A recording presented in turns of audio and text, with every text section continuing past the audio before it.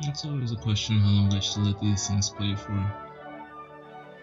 Hello, this is Tchaikovsky's Waltz of the Flowers.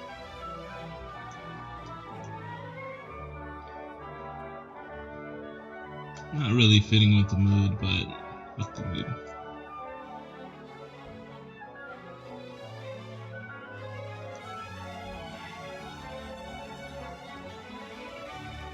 So, for this week, I've been thinking about this question. How do you forgive the murderer of your father? And it's one of those questions that I guess it's supposed to be unanswerable.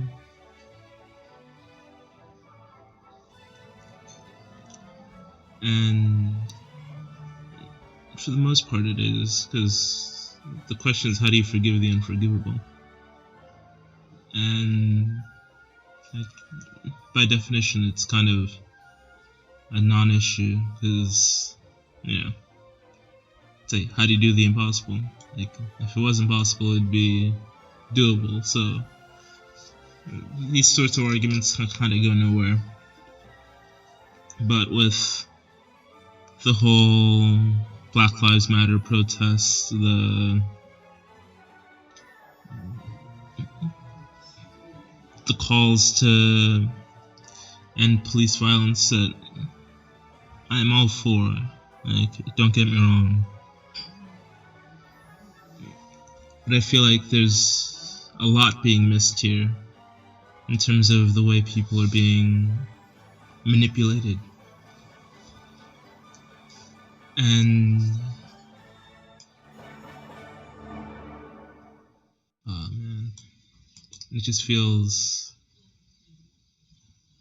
like if you're not saying what the crowd tells you is right, if you're not going along with the common morality, the common sense, you are automatically labeled racist, traitor, evil, any list of things that they could say to you just to, discredit whatever you want to say. So with this in mind, I've got to be careful with my words always, but especially around this topic. Because, well, one, I've been trying to figure out if the stats are really as bad as they say they are. And the best I could find per year are 100 instances. Let's say 140 instances of police killing unarmed people, 100 of them being black. But even those numbers are,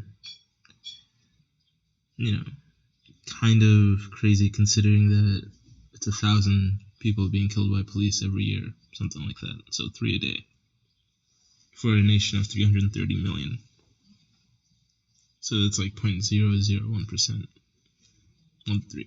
It's ridiculously small numbers, but there shouldn't really be a mortality rate for police. As crazy as that sounds, but it kind of goes into the issue of legacy, right? Like, what were the police originally created for? And in this country, they were made to round up runaway slaves. That was the original purpose for them.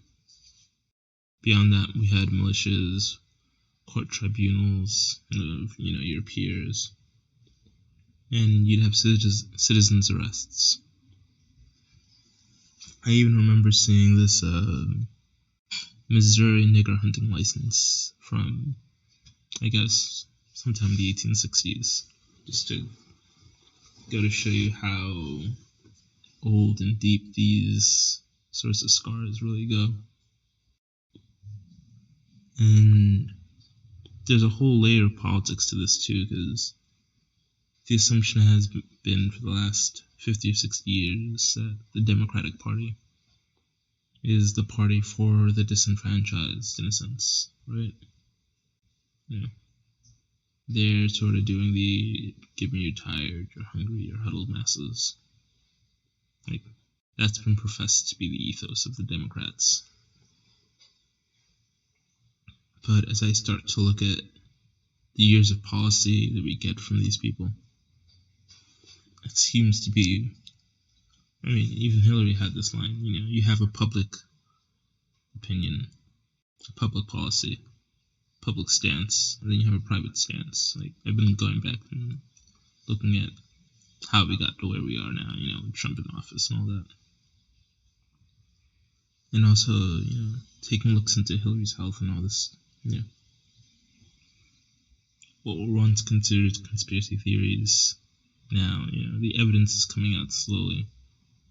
Right? Because this last week, while the protests were reaching a crescendo, Hillary Clinton had her court date for her email scandal, and she didn't even speak. That was part of the deliberations, whether she should speak on her own behalf, whether she would. And so far, no news on that front. Mostly because that sort of news has been suppressed in favor for news on the protests, news on the virus. And it's kind of amazing, the timing of all this, because in large part, the noise that this thing has been generating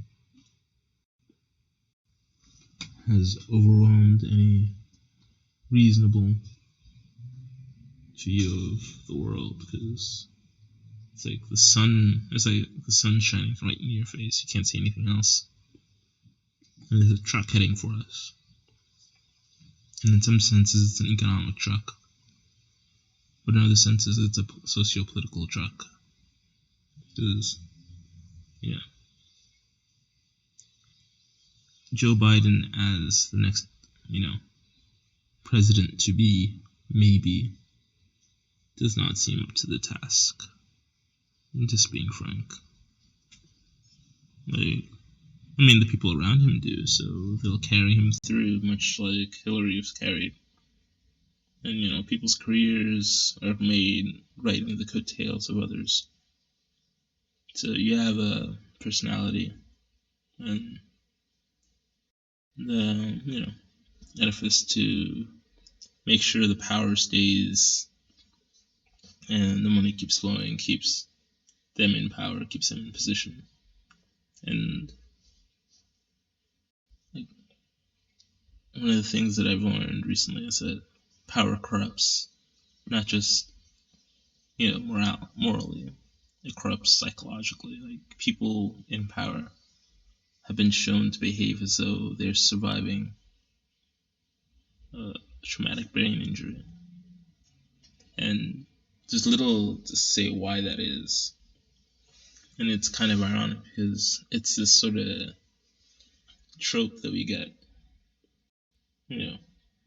The tyrant, the despot, the unempathic fool heading a massive ship. Like, what is this dude? The president of Wells Fargo, right?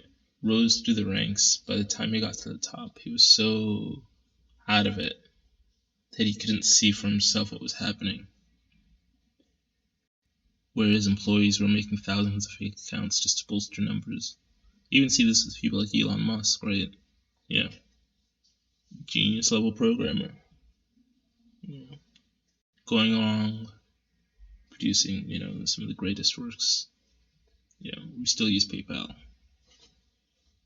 But as he's gotten higher and higher in ranks, I can see that he sees it too. He feels it too. And it's one of these things that gets really concerning. I think it's more powerful as there's less push to his will, as he's got to be less creative to get anything done. His neural pathways for creativity, for intelligence, for empathy have started to diminish. He's getting dumber. And it's been one of these things that gets frightening, right? Like, how do you keep your faculties as you ascend the throne? But this is also one of these issues that kind of brings light to the situation we have, right? Why teams or leaders are so incompetent. Why, senators seem to have a higher instances of Alzheimer's than the general population. Well, when they're older, yes, but even controlling for age, it's neurodegenerative illnesses seem to be higher amongst people in power. And it's gross. Once you factor out health concerns issues, it's still at a higher prevalence than it really should be. And one level it is, of course, stress. And those sorts of problems kind of, are inevitable with the position. So it feels like a losing battle in a lot of ways until you start to look at why stress is so powerful. And there are definitely ways of dealing with it. So the most obvious one is meditation. It's boring. And I think that's part of what makes it so powerful. Because when you're able to satisfy your desires and whims at any minute, it kind of defeats the purpose of having a brain, having to think through problems. So it's no longer cost effective to have a mind.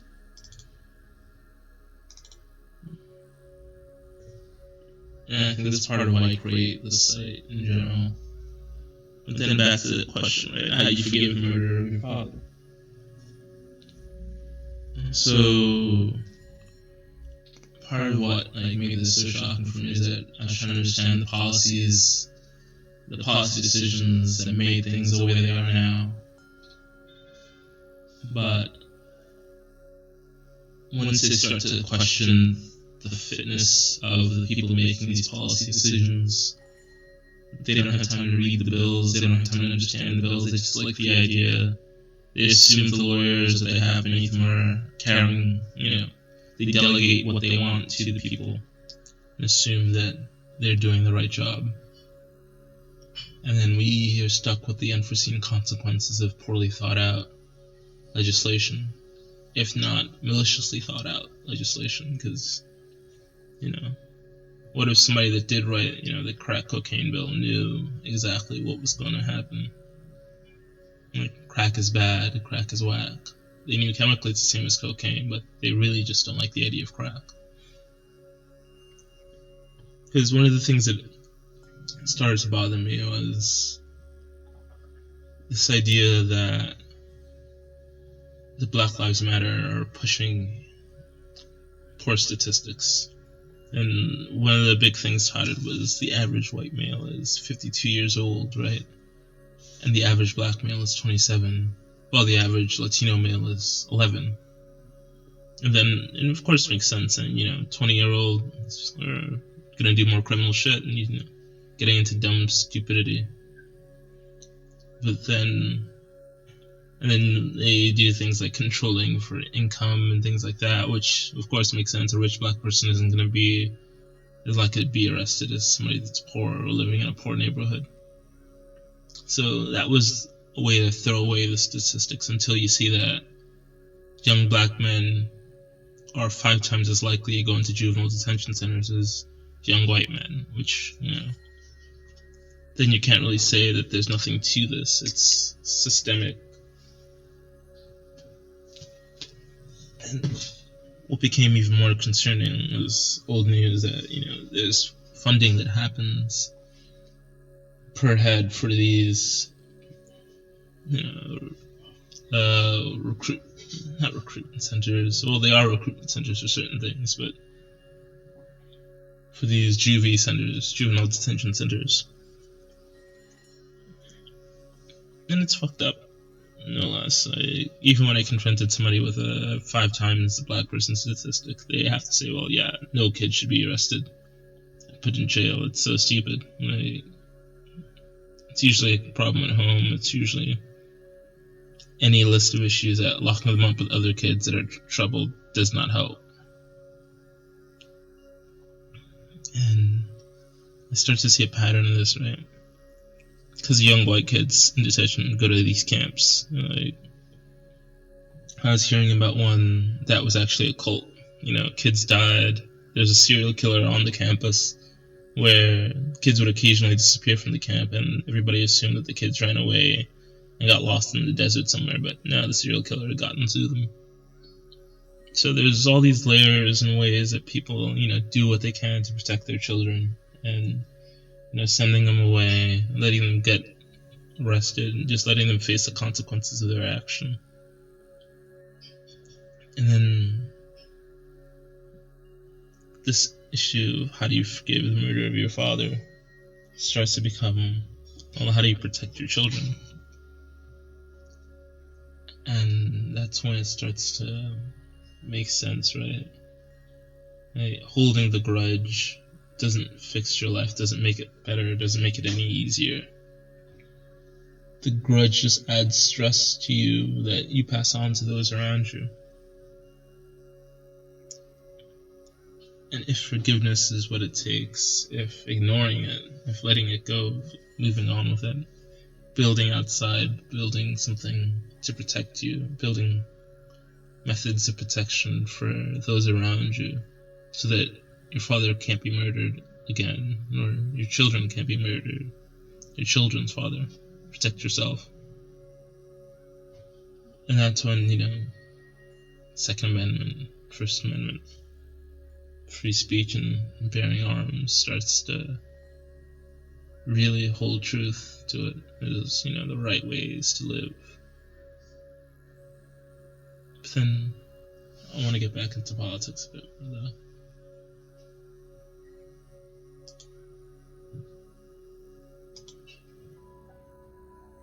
Because now it gets to be an issue of if the politicians we have actually have our best interests in mind. Which I always say they don't. They have their own interests in mind.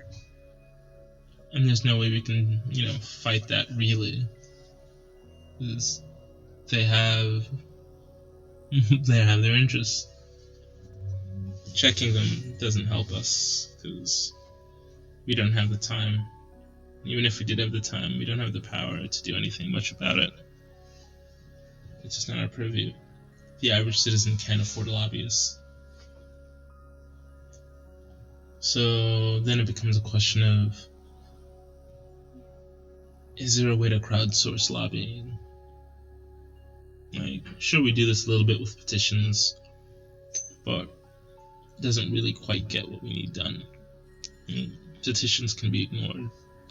Lobbyists are more effective because, it's a person going on your behalf with the petition of the people that are funding them to get something done. And it's an idea that, I've been kind of working on the side, but I've got a lot. Hopefully something, one of these platforms I'm working on will be out by this September or October.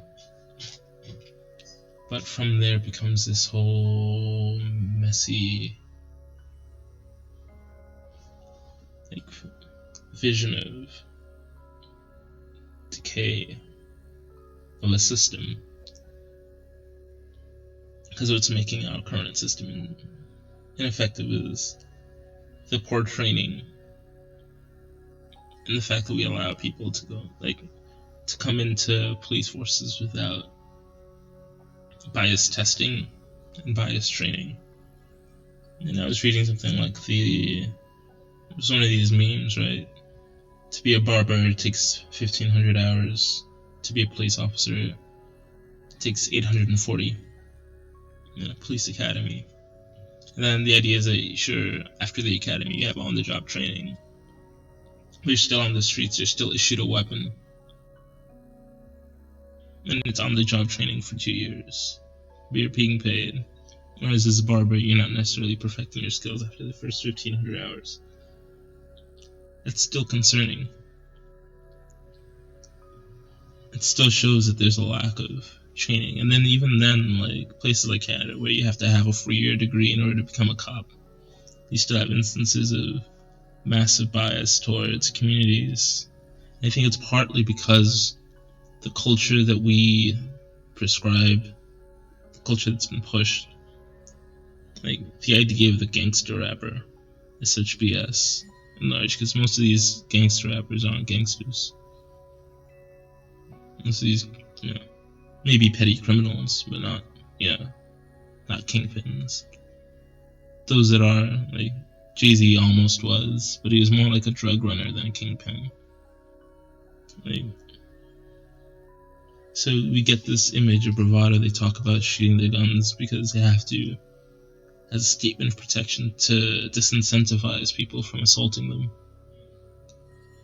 And it's because, the communities that they're coming from, the communities that they were a part of, would use, this person's soft, as an excuse to try to take from them, to scare them, to kidnap, blackmail them. And then, you've got to hire private security, you've got to wear a bulletproof vest, 50 cents case, and in a lot of them. And it's this system, right, of the issue of fixing the police force became an issue of fixing the communities that are needing extensive policing because there's high poverty in them. And then to fix high poverty areas, you then have to figure out why the poverty is there, which just brings more questions that have to be faced, because you then have to change the entire economic system to deal with it.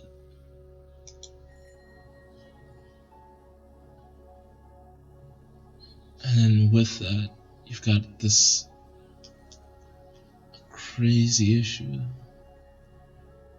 of tackling the way we change businesses from now on. Because even, a place like Amazon, a place like Walmart, they have low-income workers, right? But then low-income workers support communities that need higher incomes to improve the quality of life, so that those kids don't need to steal Jordans because they feel inadequate, The irony of your mother working for a fulfillment center and not being able to order, the shoes that you want for school, cannot be lost on people. And then with it comes this whole issue of the number of jobs, the quality of jobs, the potential for growth in these positions to actually move out of these neighborhoods that are high crime or low resourced. And then do you want them moving out? Where to? To a place where they can barely afford it? Or do you want them to have, continual education that comes with the work, with the low income work specifically, for free, so that they can move up and move out? And then, you have a high attrition rate for these businesses. But then it becomes, like McDonald's used to be, teenagers doing 20 hours a week of work at these places, 20 hours of school a week. It takes longer to get the degree, but you're not in debt anymore. And these are ways that we can change these systems to better suit the future that we're coming into, because one, we have massive student debt loads that, for school systems that seem untenable, right? And people pay hundreds of thousands of dollars in some cases at private universities for degrees that aren't worth it. They don't use them. It's just, here's a sticker, this person's smart enough. Let's get them doing, whatever menial office work they could do. And as a high school student, this person's degree now, so they add some level of prestige to our institution. Maybe secretaries don't need 4-year degrees most of the time. Assistants to CEOs don't need 4-year degrees. If anything, that should be something like an apprenticeship.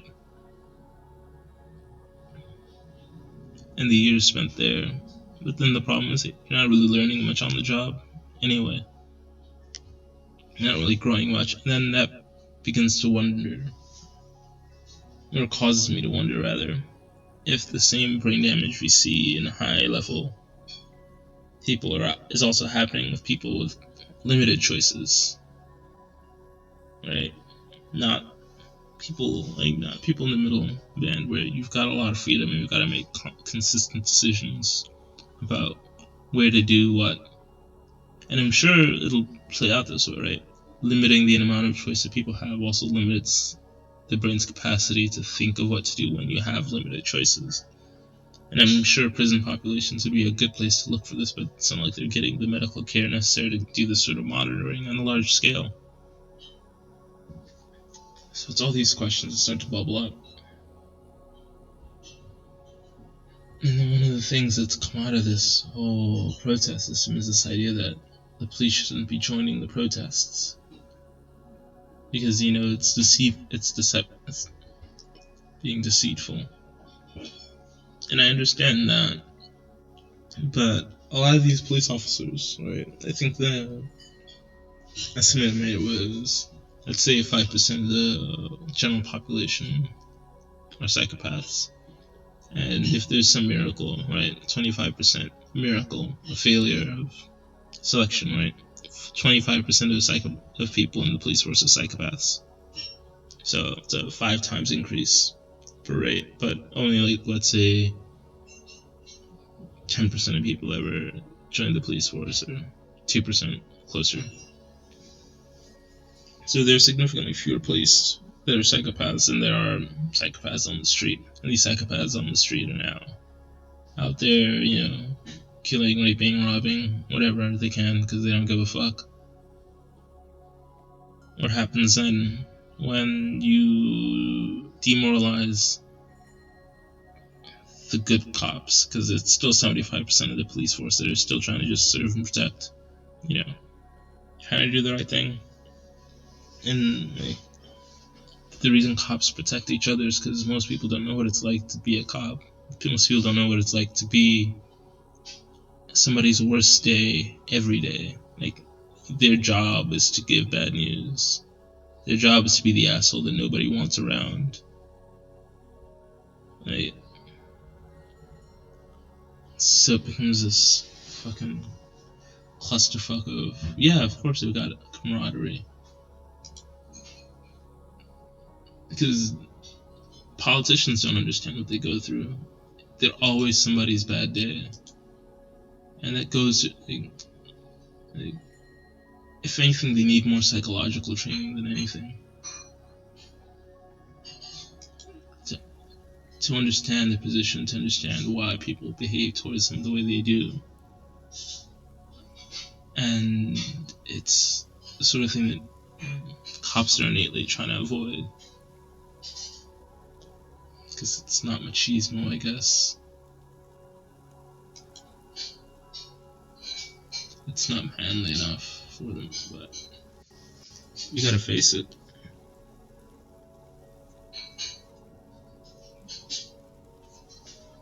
Because there is a flaw in the programming. It's not really the software or the whatware of the mind, rather. It's the cultural programming that we have within us that's flawed in this regard. With how we view our minds, with how we treat each other.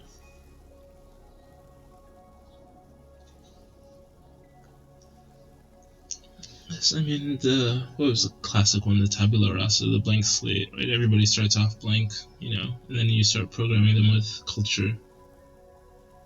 And the lessons have become, of late, generally good, but we get so much of the bad news that it's amplified within our mind states.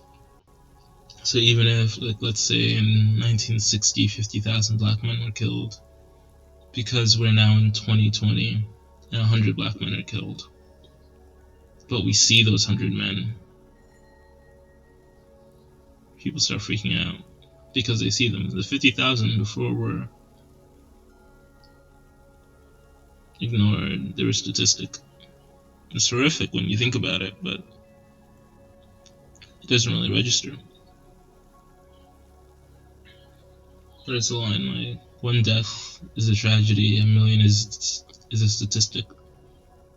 that becomes the issue with these protests, because while all this is happening, there's highway robbery going on at a massive scale, like $500 billion being sent to what are these people called, billionaires, like heads of companies for economic relief from COVID. And 500 billion, yes, becomes the entire life's earnings of 200,000 people. It's a small city to people. The entire life, every job that they do, every estimated at $50,000 a year, which is a little high considering if maybe for an average, but it gets messy, right? So 60 years of work, even closer to 55 rather, for 200,000 people gone in a week. And then start figuring out like the state budget, how much, and like things like NYCHA housing, fixing that, 500 million versus 500 billion. Something like 1,000-fold difference in what's happening. But because the numbers are so high, the stakes are so high, like it's so high you can only see it from an above view. You can't, if you're on the ground, you see the killing, you see the violence, you see the oppression, but you don't see the system doing it. It's only when you're able to remove yourself from it that you can see just how bad it really is. Because then it becomes a statistical game of oppression. We need X amount of kids to be in our prisons to work for free. How do we make sure we do this? Well, we guarantee the schools in this area produce crap kids. Period. How do we do that? Well, we under-resource them, we underfund them. Okay. Then how do we make sure that is? Well, make sure the people there can't pay enough taxes to fund the schools well enough. Because, district by district, they're funded by state. Okay. But what if the states now choose to reallocate funding to different school districts so that it's more equitable? Oh, easy. We then add a secondary layer of approval for higher education. That, you need tutors to get decent scores on your SATs and Regents if your school isn't up to par. You need a computer, you need all these extra resources in addition to what you get standard at your schools. And we're not going to make that explicit for the parents to know that what we're giving at the school is just the bare minimum. And that's how you feed into a cycle of oppression and violence. Just by telling people, oh yeah, we're doing what's best for you, we're helping you, we're making the schools more equitable. Because when you know your schools are bad, you're going to do what you can to fix it yourself for your kid. You're going to be incentivized to take them out of the schools and do, homeschooling, after-school programs, things like that. When the assumption is that the school's enough, feeds into issues down the line, and then to make it disreputable to take on trade schools, right? Because the inner city schools used to have trade schools within them,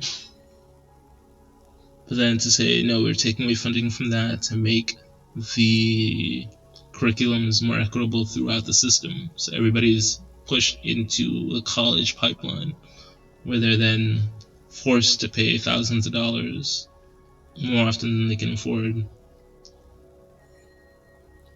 to all these bullshit schools. It's a trap. And you can be a plumber, make $90,000 a year. Welders, you can get up to $126,000. Yeah. Like, there's no shame in construction work. Even now, during the COVID pandemic, construction workers are still vital employees, essential workers. Because the buildings still need to go up for the billionaires. Right? That is essential. And so then, unraveling the system in this question, forgiving the murderer, and then you start to see that the murderer, the one that pulls the trigger rather, is usually just a victim of a system that forced him into that position, where he had nothing better to do. Right? Even the cops, for instance, right? One, they've been raised to be afraid of black people, just because, kids, parents, don't play Little Sally over there. That sort of bullshit. And then you add on the secondary layer of the culture saying, oh, black people are scary thugs, they're gonna shoot you, especially if they're blasting rap music. Secondary layer, right? Tertiary layer. The guy that trained him. Or you repeat that however many steps it takes. Was trained to round up slaves. And then the automatic policing, the extra policing happens in the same neighborhood as the guy before him. Generations of cops doing the same things in the same neighborhoods for the same crime. Because the opportunity is not changed. Right? So there becomes this institutional inertia to keep policing these places heavily, to keep seeing young men as a threat because of the color of their skin. And then you feed into this now a system of malnutrition, food deserts, urban areas without decent supermarkets and nutrition, so you're not even given enough energy, enough of the very substances you need to function properly in these schools. So you're frustrated, you're angry. The cops see you as a threat, and what do you do from there? Right? As a police officer, you see this person, he's angry, he's frustrated, and you've just stopped him. And he's just had a shitty day, because most of the days are shitty. Or more than they should be, Because he's got a shitty job now. That's all he could get with high school diploma from a shit town with a 50% graduation rate. Gets a low position at the factory because he's not good at putting on a white voice. His code switching isn't on point. And cop stops him, wants somebody to be polite to him, and the guy knows he's done nothing wrong. But, decides to reach over into his glove compartment. And the cop is scared because, he hasn't stopped anyone for a while. But then you feed into this also incentives to arrest, and then targeting of communities, which definitely happens. Cops admit to this sort of thing, where they're told, target Black and Latino kids, and it becomes this whole self-feeding cycle of violence where now you start taking more men out of the community, you start harassing women, children start being put away in juvie for playing basketball on the field, smoking some weed because they need something for stress relief, because his cousin got taken away a couple weeks ago, or his parent. And then as you feed into the cycle, right? We're still in the 1950s now. You have the people like the Black Panther movement coming around, who then create, leagues of protection. They're seen as a military force, and because they were there they would follow the police around because of all these, beatings that were happening in the black community. So they would follow the police, and in time, the Black Panthers infiltrated, and the leaders arrested. FBI investigations. This is after the Civil Rights Bill, right? So by the 70s, the Black Panthers are leaderless, armed a decent amount, but now also influenced into making money by drug trading, because of course the CIA had to get their hands on some of this. So they start pushing cocaine, but they sell it as crack because it's cheaper to cut, you get more bang for your buck. Chemically, it's more economical, because these are people that can't really afford to buy drugs, but they need something to keep them going, keep their energies high. But then their, stress is high, but energy is low, so de-stress and energy pick up, which caffeine doesn't quite work because you can build up a tolerance to that easily. So they start drinking, smoking weed, smoking crack, and this is also just a small group within the black community. I think the statistics show that white people do just as many, if not more, drugs than black people. But because of the different rates of policing, black people get arrested and charged and prosecuted more for it. So we're now in the 80s, right? The crack epidemic is at its all-time high. Immune systems are compromised because of, drugs, stress, and AIDS is now tested on federal prisoners. And I say tested because, yes, tested. And, it's the first in a line of, the Tuskegee syphilis experiments, where majority of men would come in to get free healthcare, but they were given syphilis.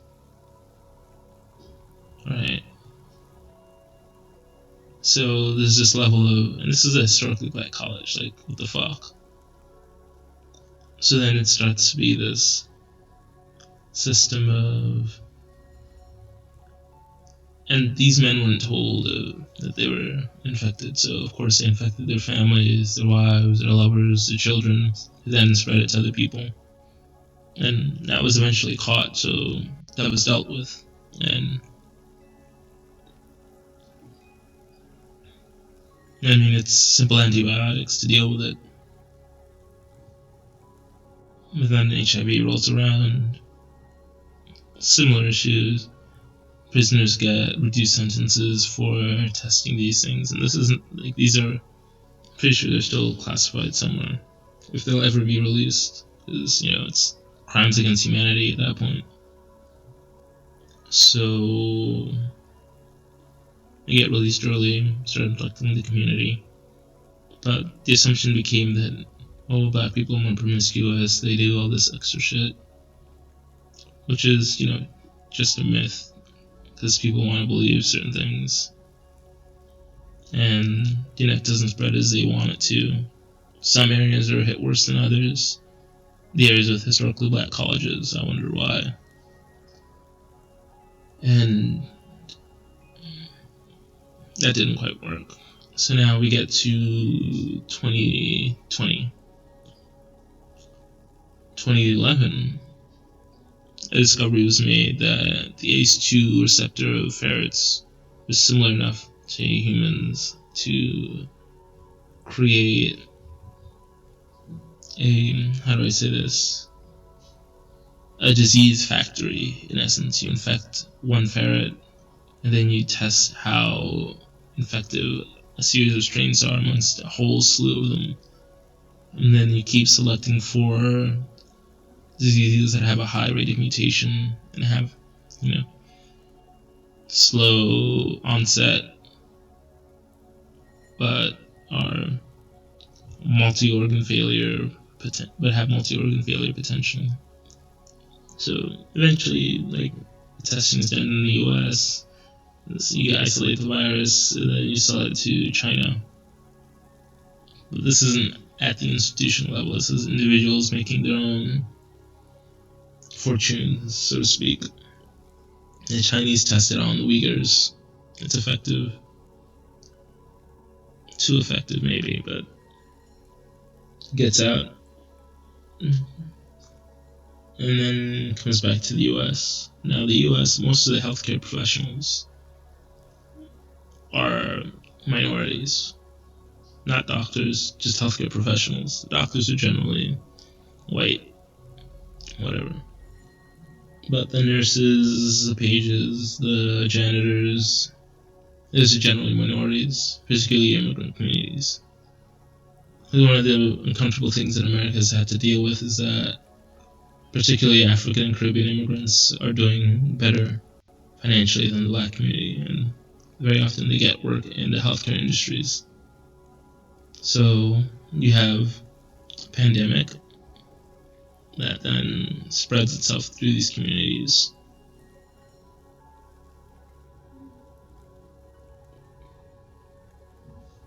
But then what gets so worrisome is then you have movements like Black Lives Matter. And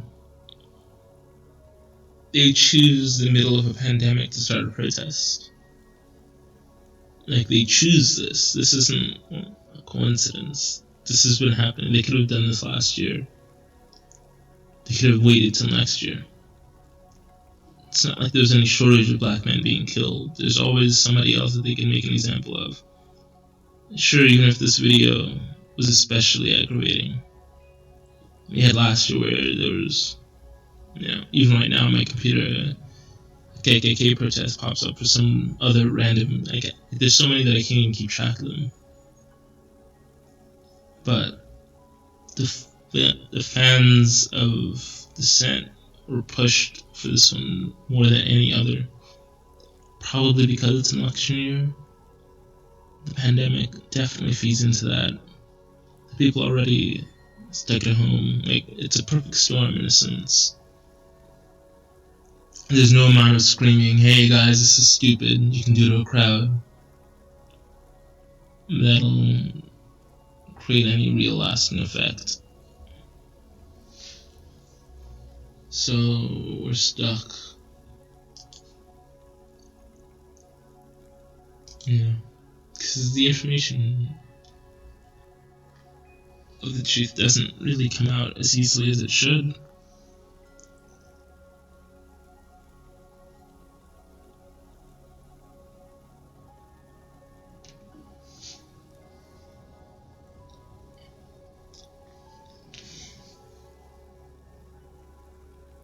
What comes out, it's inevitable, but it just takes time for it to spread, because lies have flavor to them.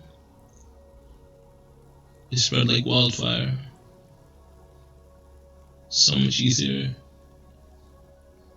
to take a pretty lie, or an ugly lie even, just because it can be so much more. It can seem like so much more. Right.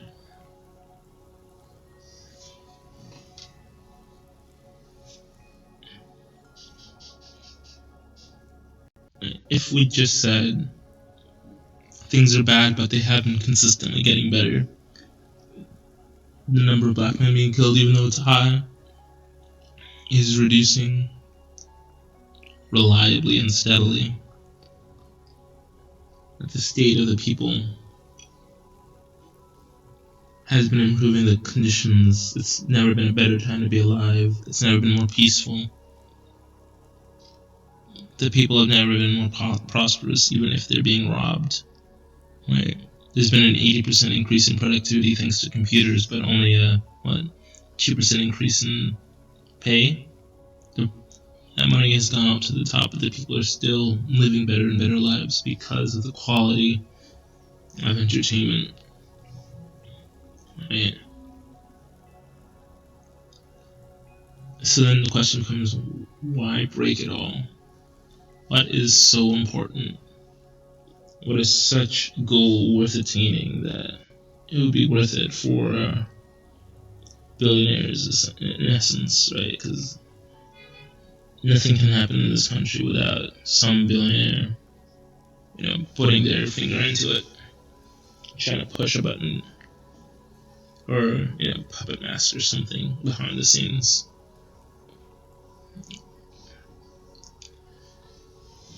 And the conclusion keeps coming to this whole New World Order agenda. And even if you look into the details of this thing, it's like the world gets broken up into like something like 10 areas or something like that, or 100 and something. It doesn't really matter. The idea is, one world government, freedom of movement for everybody, relatively equitable qualities of life, but that means a disruption in the quality of life for Westerners, for an improvement for the rest of the world, so we all approach the same standard. But that plan was crafted at a time when people didn't have the ability to conceive of what the technology we have is capable of doing. It was so short-sighted, right? Because the scientists weren't really thinking. Like, Alan Turing did not give a fuck about the New World Order. Right? He was just a programmer, a cryptographer.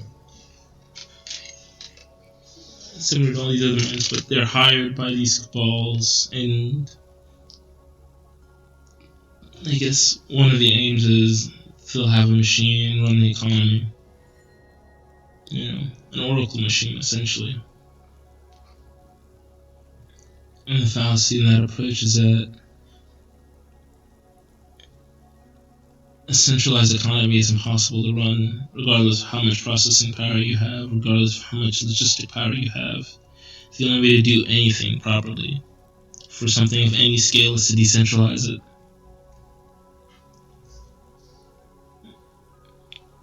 That takes away power from any controlling body. A centralized economy fails. Centralized power grids collapse. Centralized governments fall apart. Like, that was the Nazi Party. That's why they failed.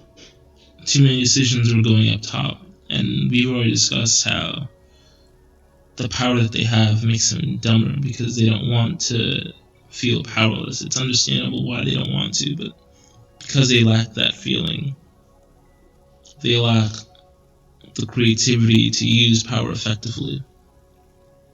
Right? This may be why people like Alexander the Great, Caesar, these people are able to do what they were able to do because they were constantly feeling powerless. Hannibal. Like, we label them as conquerors, but they were scared shitless constantly. And the fear motivated them, the sheer chaos of the world that they were in forced them to be inventive with how they used their militaries. Whereas when you have, the Roman senators trying to lead armies, they're using the same tried and true methods that worked 100 years ago. And they would only win these battles by sheer numbers when they could. Whereas the people out in the field constantly, out in the wilderness in particularly, are able to feel the anxiety of it. Their brains are constantly working. No days off. And I think that's part of the issues that we're having today, right? Because people can live like princes and princesses. Right? The illusion of power is so powerful that the minds of these people become squalid. They don't think creatively anymore. There's no need to.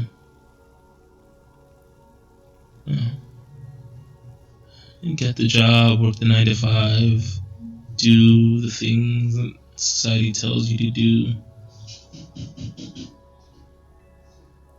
It's normal.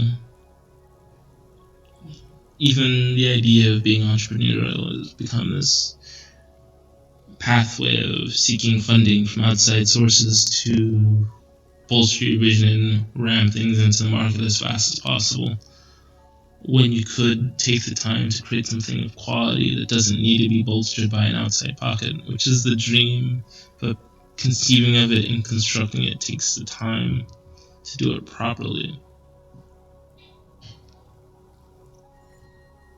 Oh, man. It's gone on. I mean, this shit's gone on long enough, to be honest. Like, the system will change. It's being forced to right now. But the question is whether or not the change will actually mean anything, because, what was it? After MLK died, they still signed the Civil Rights Bill, while we're still protesting the same shit today. And if anything, the way that the violence is happening is more insidious than ever. Because in the 1960s, you knew that your schools weren't getting the funding that they got, even separate but equal. You knew that they were shit. So there's efforts made within the community to improve on the shit standards of schools. You'd have a local chemist come in and talk to the students on a regular basis. Like, I remember seeing this photo of Einstein talking at a local, black college in New Jersey. Because, the white professors weren't given the freedom to teach at these schools. But because you're aware of the equality, you do what you can. And even the idea of charter schools as being the equalizer is bullshit.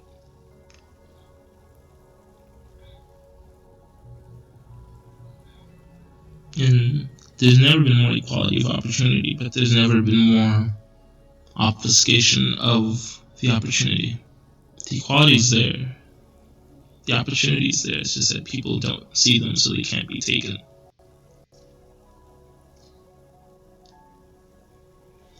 And I guess it's part of why this whole thing is happening the way it is. People don't see a better route.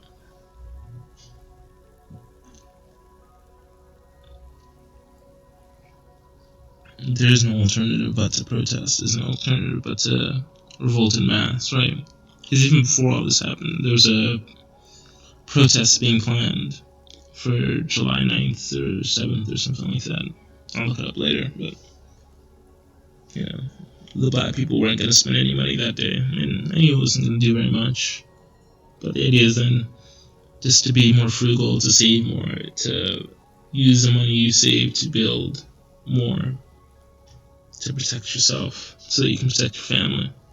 And then the question and answer becomes, how do you forgive the murder of your father so that you can protect the life of your son? It's easy enough. But it's just having that perspective in mind for pretty much everything, right?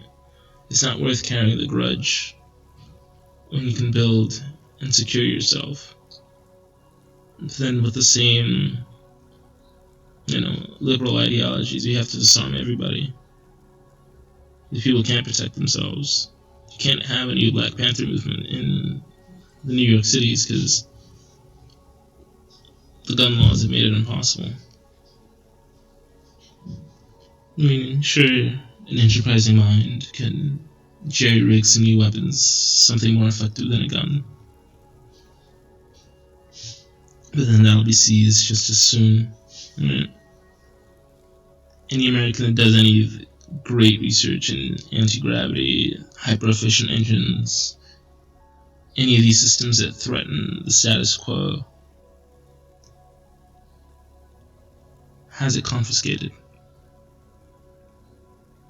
I was even watching this post by Bill Gates where, they were trying to fix the energy grid.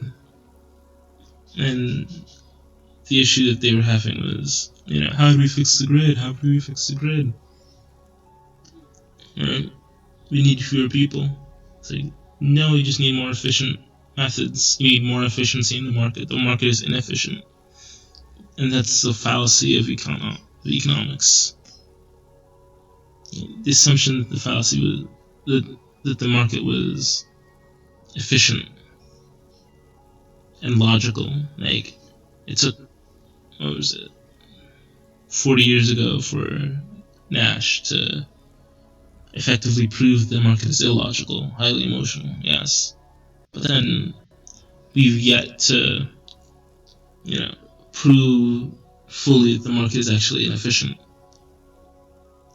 And efficiency gains, forced efficiency gains, are what force the market to progress, because they're able to outcompete others. So the market is approaching efficiency, but it isn't efficient.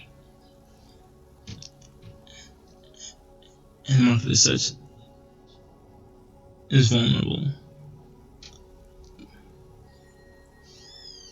because we do things like, I was watching this thing on the economics of nuclear power versus solar, and one of these things that's happening is that nuclear power plants that are 40 years old are being forced to close down, even though they're much more profitable, produce much more power, because the cost of upgrading aging facilities is so costly on the short run that in the long run, like, the quarterly earnings take a dip and you don't see a profit for at least 6 years after you do these.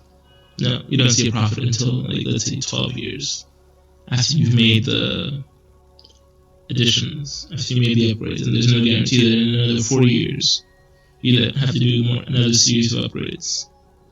Because, well, you will. The technology will have improved to that point that we'd probably be running fusion reactors, so your nuclear reactor would have to close down anyway. And it's just sort of forced short-sightedness because of economic pressures. So the economy is privileging short-term decisions because of the way we mark quarterly and annual returns. And I always go back to the economy when I talk about race, I guess, because it's like, it's what dictates the way people get treated in this country more than anything. Right? The reason black people suffer is because they don't have the economic power to make any significant changes. And the system's set up that way to make sure it doesn't happen. Right? The Tulsa race riots, where they burnt down Black Wall Street, were exactly because of this. Even Kanye West was talking about this, how we're not supposed to know about, land rights, resource rights. The fact that if you own a mountain somewhere, and there's gold, oil, whatever in that mountain, you're not supposed to know how to leverage those resources to make millions to billions. And it should be telling that most of the black billionaires are entertainment billionaires, and those that you don't hear about, the economic billionaires, even they are not really pushing the envelope the way that it can be pushed. But that's going to change. It's going to have to change. Yeah.